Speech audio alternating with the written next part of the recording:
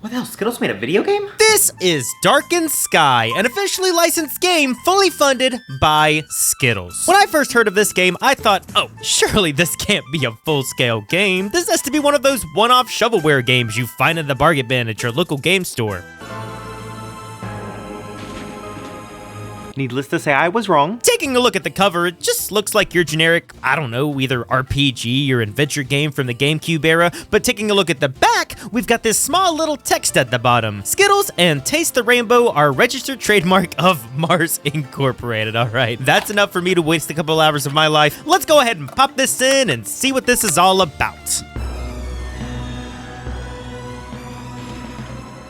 You're not really tasting the rainbow yet. So this is Skye, Hayley Williams lookalike, box art extraordinaire, and protagonist of Insert generic RPG plot here. One thing I always like to do before jumping into these old games like this is take a look into the instruction manual and see exactly what kind of plot I'm getting myself into. Some whisper that a few Skittles oh my god, it's its registered trademark. In the 4 times the great rainbows arched the skies. From this flowed mysterious colored artifacts that the people called Skittles registered. Alas, in modern times, the rainbow has been appropriated by Lord Necroth and his dark prism. Wait, did they name her Skye because it's the closest thing they could think of to Skittles? Back in the game, we see it's using that classic 2002 motion capture, and honestly, it really doesn't look that bad. But these awful progressive lines really distract you from the fact that we're 3 minutes into this game, and there's still no signs of Skittles anywhere than this rainbow-colored bloom that keeps popping up on the screen. What the f? What in the rainbow's name? Let's just go! All right, so we're finally starting off on our journey, and I'm gonna keep myself calm and collected, I swear. So ignoring the generic background that screams forest, we have our first look at the gameplay. I press A, nothing happens. I press B, nothing happens. That's right, I have to press the R button to jump and the L button to swing my staff. Wow. Moving around in this game doesn't exactly feel good, but I will say it does feel a lot better than I thought it was going to be. Surely I'm not gonna regret saying that later. Whoa, easy, sister. I'm on your side. My side? Who are you? If anybody is wondering, Skye is voiced by the Princess Jasmine, and this abhorrent abomination is voiced by the Blue M&M. Like, how did they get these sorts of big names in this playable advertisement of a video game? I hitched a ride here with his minions. Minions. Great. I just love minions. I usually don't like to be too negative when looking critically at a video game, but I can honestly say this is one of the worst combat systems I have ever experienced in my years of playing. You hold the L button to attack enemies, but here, there is no button for evade and no button for blocking. It's just moving forward and backing into the enemy as best as you can without getting hit. So let's go ahead and press forward. There is no minimap or waypoints telling me where to go, no indication from the dialogue spoken except for Go do this insert generic RPG plot here. Eventually, after running around for 10 minutes, I finally find this merchant who tells me their name, even though I didn't mention that I had to backtrack to this tree in the woods that has this one creature in it that I have to give to the merchant to progress the story. But nobody cares about that. We all know what we want to see here. By the great rainbow, that, my strange young sapling, is a Skittles. So Skittles is plural, but in this game, Skittles, because it's a brand name, is just a single entity. So Dark Crystal Yoda over here tells us the story of this dark overlord who banished the Skittles registered to the Dark Realm and used the power to seal the rainbows. If you were wondering if the devs were under the influence while writing this, so was I. So I walk around for 30 more minutes. Turns out all I needed to do was stand on this one specific circle, and then I get transported to one of the 4 islands to gather the magical Skittles. If I had to describe the gameplay loop, I would say it's somewhat like Star Fox Adventures, where you run around with a staff and solve puzzles in a foreign world with a wild companion, except Drac fully hones in on the bad humor of the early 2000s. I'm going with red-breasted northern butt smiler. Of course, that's just me. Every time you take 5 steps, Drac is here to tell you some dumb joke, and half the time it's a reference to some made-up creature in the world that you don't know, or some obscure late 90s pop culture reference. This must be the village marketplace. So where's the blue light special? So I'm not a big fan of pop culture references in video games because I feel they are way too dated and they're used way too often for a video game. So, for example, in me, if I were to use a reference, I would say, you know, Hayley Williams from Paramore because she's an icon and I would only use it once. That way you don't have to spend all of your time feeling the pressure of trying to decode this monster that the developers were daydreaming, because for all we know, I think that's 5 references to Paramore songs I've had right there. The only exception I can give this game is I did get a bit of a chuckle chuckle out of the fourth wall breaks. Oh, come on, we can't do this puzzle till later. How do you know? I read the script. I had a sacred vision. I won't say they're lazily executed because we've had 20 years following that we've had similar jokes, but there could honestly be worse things in the game. Like, I don't know, if you died at any point during the game, you don't go back to the spot right before you died, but instead go back to the beginning of the whole entire world, forcing you to watch all those cutscenes again and do all of those things that you've already done before. Drac, I have a feeling we're not in Lynora anymore. Skye, I have a feeling we should have packed some serious lunch. Darkened Skye is an advert game, a game solely meant to make you buy a product in the real world because you've seen it inside of a video game. Now, I've talked about advertisement in video games before and product placement, but these are full-scaled games specifically designed to upsell you into buying something because you crave it. Nobody is playing Chex Quest because they're a big fan of Doom. They're playing Chex Quest because it came free when you bought a box of Quest.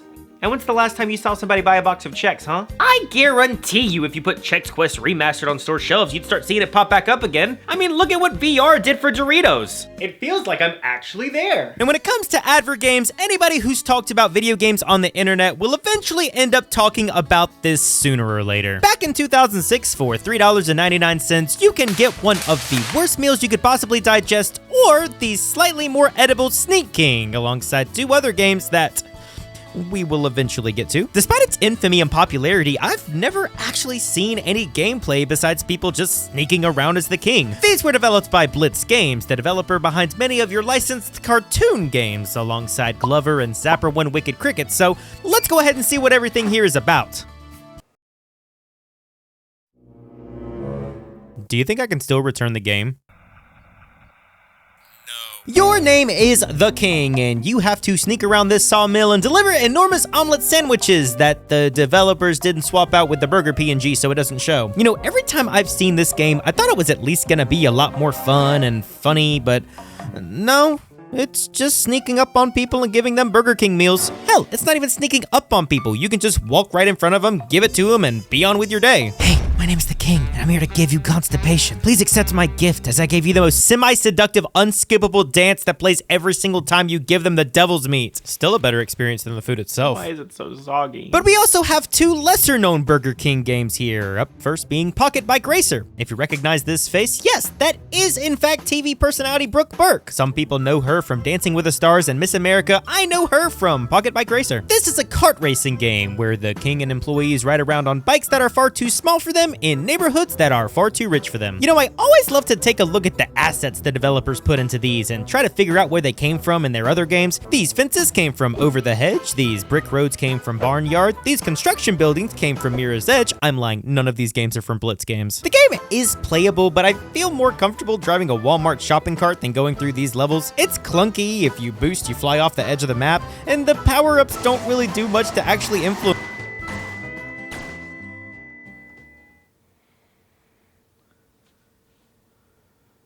I thought I died and went to heaven, but it turns out they still have Burger King here. Big Bumpin', a game about bumper cars. At least it's an original idea. Here you move the control stick around in a circle to bump into other cars to various mini games such as Last One Standing, Hot Potato where you have to try not to hold the potato before it blows up. They even have air hockey with two teams going up against each other. Do it, you cowards. At least they had the balls to make something original. I'll give it that. It really offsets how the audio started doubling up on me twice during my playthrough. But other than these games simply existing, they don't give anything of value other than being 10-minute throwaway titles that you'll forget about 5 days later. You get more out of them than the actual food itself, but at least I got a 48-hour Xbox Live membership.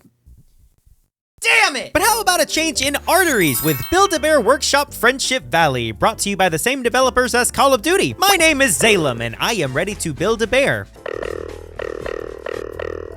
All right, I can choose from any of the many different types. We've got brown, browner, brownest, zebra. Don't forget to choose your heart. They're all the same!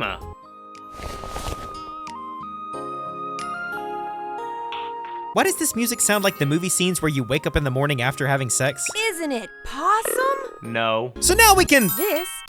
So the controls are bearable. Oh my God, Jesus Christ. I wasn't even trying to make a pun there. You can buy items at the Build-A-Bear Workshop store in the marketplace. So the original plan was to go into the mall and go to the Build-A-Bear Workshop store and buy a Build-A-Bear with a copy of Build-A-Bear Friendship Valley as payment. And all that I learned was you can't do that. I got kicked out, and this is not where friendships are made. Do not go to Build-A-Bear. I do not support Build-A-Bear. Build-A-Bear Friendship Valley is essentially a town simulator game. Make friends with the townspeople, all of which have the same voice line. It controls surprisingly well. It's bright and it's happy. It's Animal Crossing. The game is literally Animal Crossing. You even take orders from this Tom Nook-looking bear named Baramy. Here you will find all the web codes you have discovered in the game. All I got is a virus that shows bears in precarious positions and a phone number. Welcome to Build-A-Bear Valley, where friendships are made. How can we care for you today? Hey, do you have Cold Stone Creamery Scoop It Up for the Wii? Scoop who? All I'm gonna say about this game is that your discard is just a pink gradient, and this is still making me hungrier than Burger King. My name is Xylopho, and I'm the newest employee at Cold Stone Creamery. After an extended loading screen and a menu that gives me eye cancer, I thought this game was gonna be easier to make fun of, but it turns out it's just a cheap Diner Dash ripoff. for $7.25, you too can be a minimum wage Cold Stone employee who scoops up ice cream and gives it to customers to the tune of Indian bizarre music. Oh my god, what the fuck? Cold Stone Creamery, you dream it, we cream it. What the f*** was that? This is Crayola Colorful Journey, a game that I can only suspect is a coloring book where you make your creative dreams come to life. It is not. First, we have to choose our character. Would you like to be Violet or Philip? Are you a beginner or an advanced colorist? Both.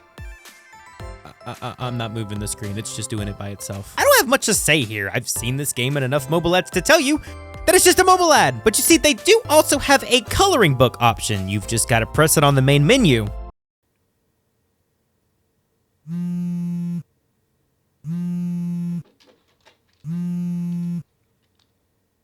Hey, did you know Five Nights at Freddy's had a prequel?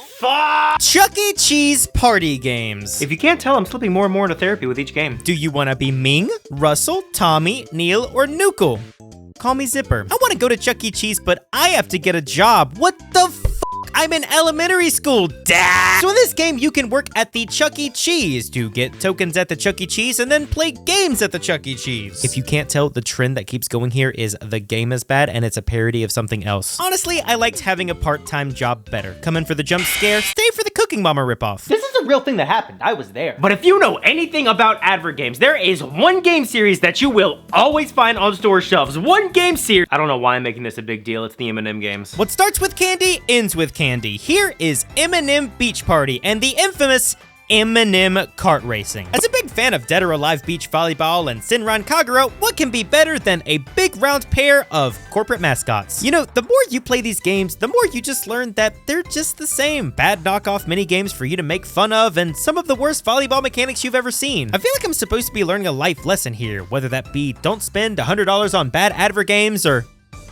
No, that's the only life lesson. Just spend your money better. Don't eat Burger King and, oh yeah. M&M's kart racing is infamous for being one of the lowest rated games in the course of video game history. So let's start off with the positives. Red has a neat little cowboy hat. They introduced brand new M&M characters like Cricket. It has more characters and content than all of the other M&M games combined. To be honest, I had the most fun out of this game than any of the other games that I played. It might not have any items or a wide variety of characters or walls that stop you every 2 seconds, an elevation system that slows you down almost to a complete stop because the game didn't code for elevation, a boost that careens you off the wall, too large of hitboxes, the most irritating stock sounds and music you'll ever hear. Wait a second.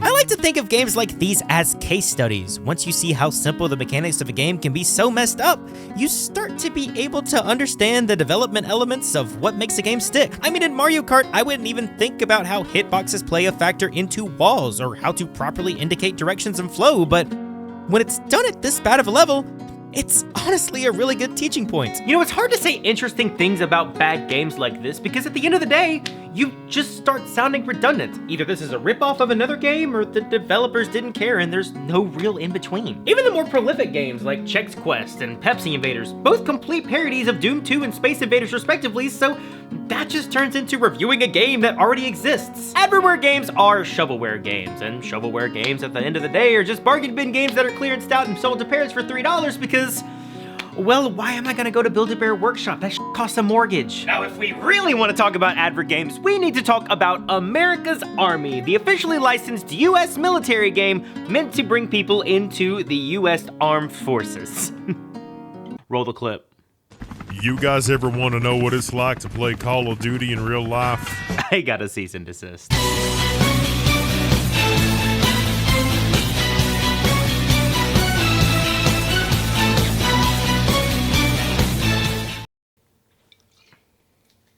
It's fucking open.